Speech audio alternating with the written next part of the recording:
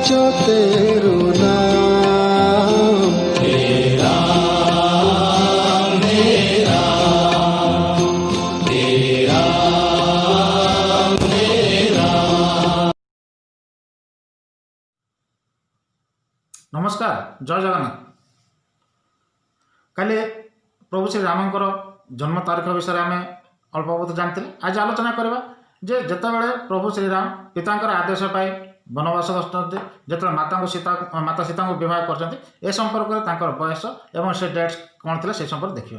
तो मोटामोटी जो जाना जे वाल्मीकि रामायण जो तथ्य अच्छी कि अन्य जो तथ्य अच्छी से तथ्य अनुसार जो देखा जे जितेबाला दशरथ राजा को 60 वर्ष होता से समय प्रभु श्रीरामंकर जन्म होता और यही क्रम जो देखा जे प्रभु श्रीरामंकर जन्म तारीख जब आम जाचे 29 नवेम्बर 1240 BC ताले से समय दशरथंकर बयस आम जो देखा ताले सी मोटामोटी हूँ 12300 BCE। तो श्रीराम को जो 17 वर्ष बयस होता से समय से कौन करते माता सीता को विवाह करते। तो यही विवाह को माने अंतिम पर्यायर पहुँचापी से बंधु बांधव सहित कथा ये सब जो योजना थिला जो कार्यक्रम थिला यार तारीख बार रही। तो मोटामोटी जब देखा जे राजा दशरथ कौन कर माता सीता सहित विवाह नहीं रामंकर विवाह नहीं मिथिला पहुँची से जो मिथिला पहुँच दशरथ पहुँचते ये तारीख थिला 29 डिसेम्बर 1224 BC।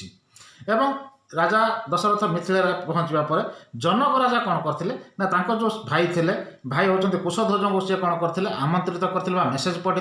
कारण ये जो बाहागर प्रभु श्री राम और सीता बाहागर को फाइनाल करने ये जो मेसेज पठे से मेसेज हूँ कौन ना ये मेसेज पठेले 30 डिसेम्बर 1224 BCE। एवं यही खबर पाइला पर कुशध्वज मिथिला पहुँची आम जब कहवा 2 जानुआरी 1223 BCE से पहुँचते और सेठारे राजा जनक कथा कहतु राजा दशरथ कुशध्वज और अन्य जो बंधु बांधव परिवार वर्ग थे एमाने प्रभु श्री राम और माता सीता जो विवाह था विवाह को फाइनाल करने तारीख जो आम देखा 2 जानुआरी 1223 BCE फाइनाल होता और यार 3-4 दिन पर जब देखा 4 कि 5 जानुआरी 1223 BCE प्रभु श्री राम और माता सीता विवाह होता और विवाह अल्प किसी दिन पर दशरथंकर आदेश पाई प्रभु श्रीराम कौन करते वनगस्त करते वनप्रस्थ नहीं। तो ये वनप्रस्थ जो करते आपको आम जब कौचु ताल ये हूँ 17 वर्ष बयस से जो वनप्रस्थ जाते से हूँ 20 कि 21 डिसेम्बर 1223 BCE जाते।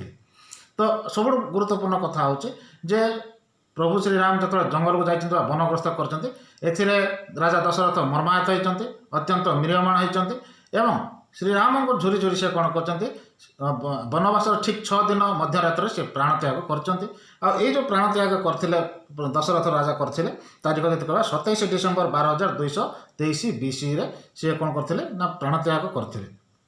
तो ये क्रम में बहुत गुड़े तथ्य रही हनुमान को भेटा हो कि विभीषण सहित कथा कि बहुत तथ्य अच्छे जी एविडेंस अच्छे ये सब तथ्य रही। तो मोटामोटी जो तथ्य रही जो देखा जी 14 वर्ष वनवास पर राम जो कौन है सीता माता को उद्धार करने जब कहुचे रावण को सी बध करते यही बधर तारीख जो हत्या करते सी हूँ 12209 BCE हत्या करते बध करते लंकार अयोध्या को सी जब फेरी सी हूँ 13 जानुआरी 1208 BC।